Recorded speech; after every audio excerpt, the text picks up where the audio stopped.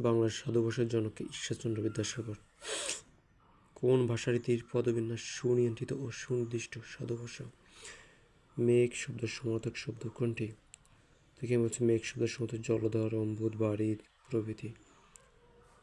বিরাম চিহ্নের প্রবর্তক ঈশ্বরচন্দ্র বিদ্যাসাগর।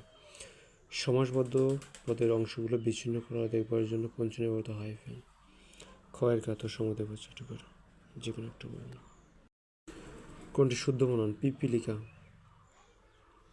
পরশ্রী পয় দীর্ঘি লয় সুকার পিপিলিকা। কোনটি শুদ্ধ বানান? সমীচীন, দুইটা দীর্ঘি, সময় দীর্ঘি, ছয় দীর্ঘি দন্ত ন।